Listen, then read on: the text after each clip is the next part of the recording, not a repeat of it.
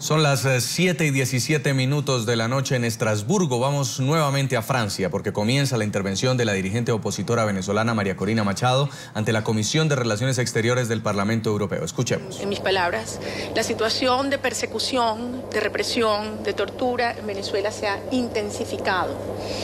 Usted mencionaba unas cifras a las cuales yo voy a hacer más adelante referencia, y es una situación verdaderamente dolorosa que tiene al pueblo de Venezuela sumergido en una profunda angustia, y a nosotros que somos sus representantes, una gran preocupación de una escalada de violencia inminente.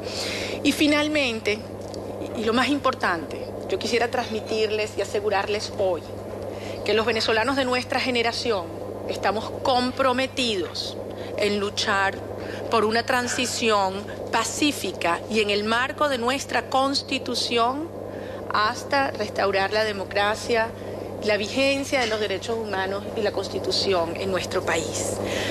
Ustedes se preguntarían al escuchar su descripción de nuestro país, ¿cómo pudo llegar Venezuela hasta aquí? ¿Cómo el país que tiene las reservas petroleras más grandes del planeta?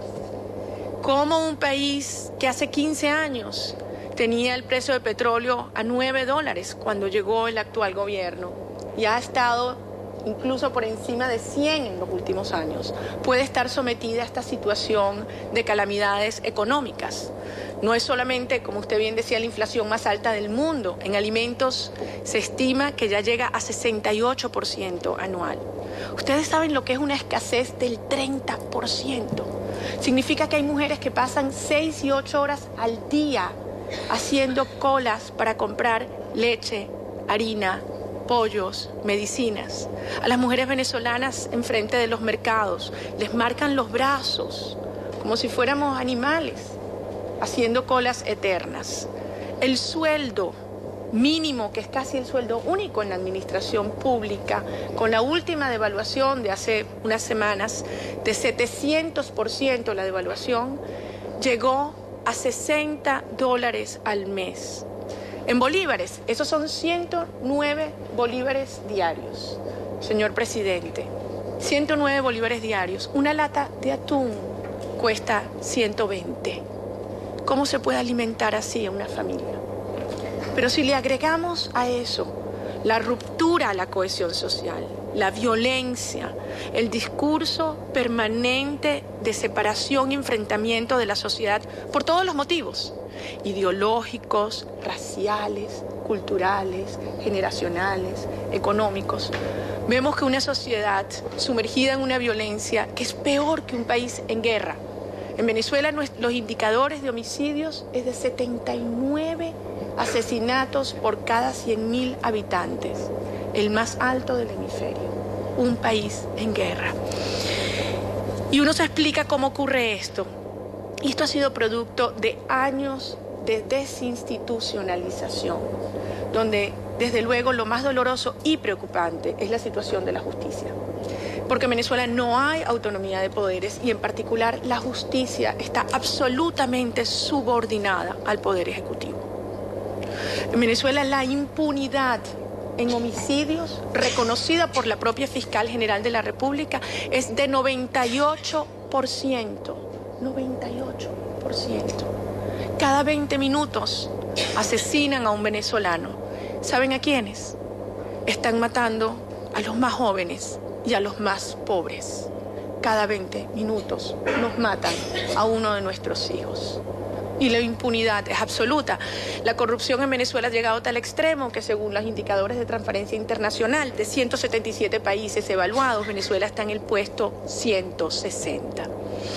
Y desde luego, en materia de libertad de expresión, y yo sé que la doctora Gruizati va a abordar ese tema, por lo tanto no voy a detallarlo, hemos llegado a extremos impensables. El ejercicio del periodismo en Venezuela es un acto de heroísmo. No solamente han ido cerrando televisoras, radios, pero la persecución a los periodistas y desde luego a los medios es brutal. 118 denuncias de periodistas agredidos nada más en los últimos 2 meses. Y finalmente, el terror político al que son sometidos los empleados públicos. Un empleado público en Venezuela no se puede arriesgar a que alguien piense o sospeche que no es absolutamente leal al régimen de turno, porque eso significa perder su empleo e incluso arriesgar su vida. Les cuento, la semana pasada fui a Brasil, tuve una invitación al Congreso. Cuando me montaba en el avión se me acercó un trabajador público, uno del Banco Central y otro del PDVSA, la empresa petrolera. Y me agarra así por los brazos, con lágrimas en los ojos, y me decía: María Corina, lo que ustedes no entienden, lo que tú no te das cuenta, es que los verdaderos presos políticos somos nosotros, los empleados públicos, que no podemos pensar distinto al régimen si queremos mantener a nuestra familia. Hasta enero del 2014, el mundo pensaba que Venezuela era un país resignado y aterrorizado. La forma como se cerró la vía institucional y cómo se fue asfixiando los medios de comunicación nos dejó a la sociedad venezolana dos opciones: o sucumbíamos, claudicábamos y vivíamos cada día con menos libertades, o el pueblo decidía luchar por su libertad, por la justicia, por la dignidad humana. Y los estudiantes hicieron un llamado a la sociedad venezolana, un llamado a nuestras conciencias y a nuestros corazones. Y nos invitaron a salir a la calle, a manifestar cívica y organizadamente. Y se ha generado el movimiento cívico, pacífico, ciudadano más importante de nuestra historia, sin precedentes, porque incluye a todo el país, ciudades y pueblos, porque es inclusivo. Ahí estamos jóvenes, adultos, ricos, pobres, negros, blancos, civiles, militares, una sociedad, mujeres. Desde luego las mujeres han sido muy activas en primera fila. Pero es un movimiento que además ha trascendido la protesta por las reivindicaciones económicas y sociales y ha adquirido una lucha por los valores humanos. Se trata de luchar por la dignidad, por la justicia, por los jóvenes sienten que pueden tener un futuro en su país. Las madres sentir que no nos van a matar a nuestros hijos, porque hoy en Venezuela las madres entierran a los hijos. Y los padres porque pueden darle una vida digna a su familia. La respuesta del régimen fue brutal, usted la describía. Una represión que no hemos visto ni en las dictaduras militares del siglo XX en nuestro país. Una represión que incluyó no solamente la utilización de bandas paramilitares afectas al régimen, pero también grupos y miembros de nuestras Fuerzas Armadas y cuerpos de seguridad y de inteligencia. Al día de hoy son 2.338 detenidos, 24 permanecen presos, más de 650 heridos, 41 asesinados, pero quiero referirme a más de 60 casos documentados de torturas cruel, muy cruel. Tortura que incluye desde descargas eléctricas, jóvenes rociados con gasolina, golpes severos de la cabeza a los pies. Hay 2 denuncias de violaciones y desde luego la tortura psicológica más brutal que yo pueda describirles. Muchos de estos jóvenes denunciaron estas torturas estando detenidos en cuarteles militares, porque se constituyeron los tribunales en cuarteles militares. E hicieron estas denuncias en frente de sus agresores, demostrando una enorme valentía. Pero esto ha trascendido incluso a estos casos que menciono.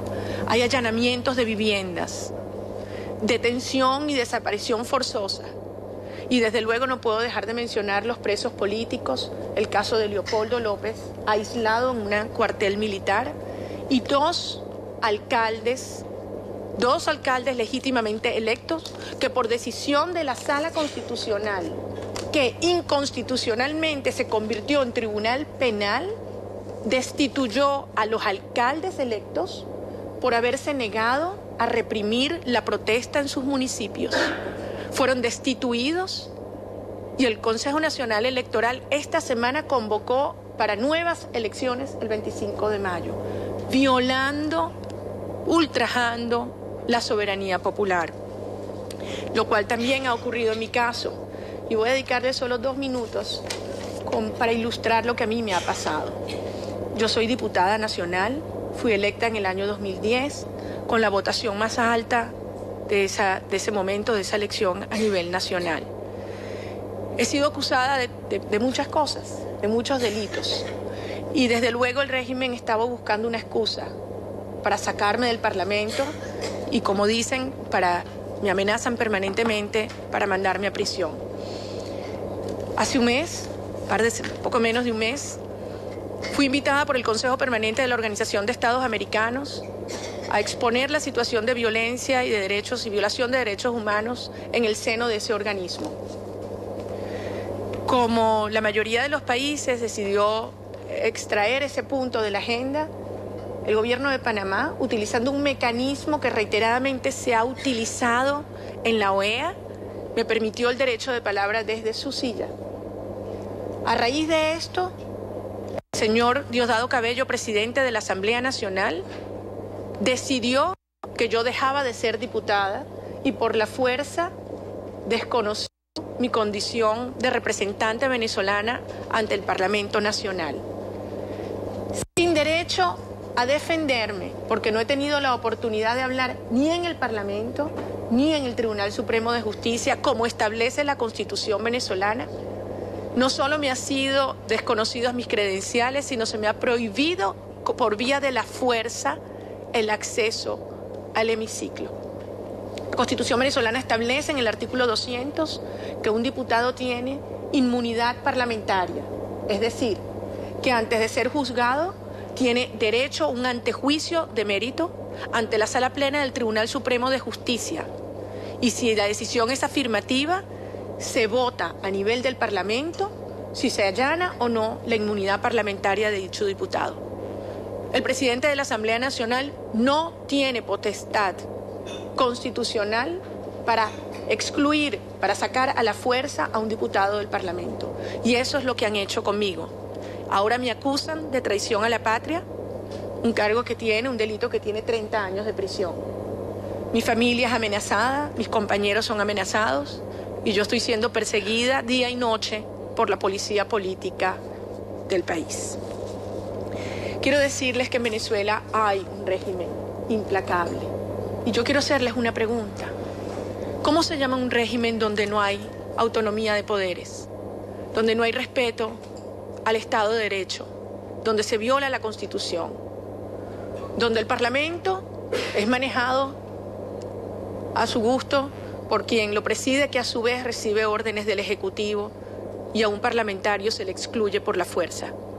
¿Cómo se llama un régimen donde se persiguen manifestantes pacíficos, donde se torturan estudiantes, donde se asesinan ciudadanos por la espalda y donde se censura a los medios de comunicación? ¿Cómo se llama ese régimen? Eso tiene un nombre y ese régimen es una dictadura. Y los demócratas del mundo deben llamar las cosas por su nombre.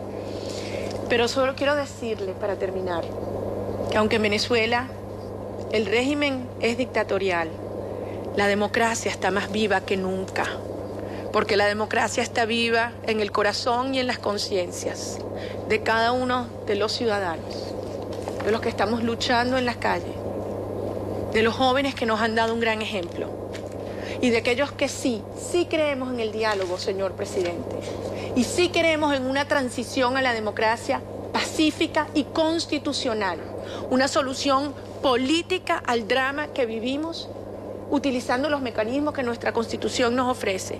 Pero ustedes, que tienen una larga y fructífera trayectoria política e internacional, saben que un genuino diálogo exige condiciones de equidad. Y eso es lo que hoy pedimos. Le pedimos al régimen que habla de paz y diálogo que detenga la represión, porque mientras nosotros hablamos, están en esta hora atacando a estudiantes, atacando sindicalistas, atacando amas de casa. Que liberen a los presos políticos que están en cuarteles militares y que garanticen que habrá justicia. Por eso hoy, al terminar, nuevamente en nombre de los venezolanos, les transmitimos nuestro agradecimiento.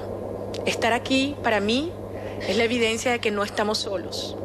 Y es un mensaje que nos llena de fuerza, que nos valoriza en nuestra lucha y en nuestra responsabilidad Y solo termino recordándoles ese punto de la resolución del 27 de febrero pasado, cuando plantearon el envío de una delegación ad hoc para que ustedes mismos, con sus ojos, sus corazones, puedan escuchar y sentir el dolor que viven los venezolanos, pero constaten la esperanza y la fuerza para luchar que hay hoy en mi país hasta conquistar la democracia, la justicia y la libertad. Muchas gracias.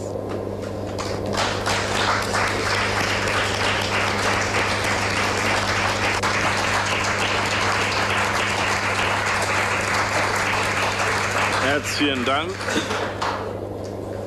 für Ihre Darstellung. Ich möchte jetzt das Wort geben an Frau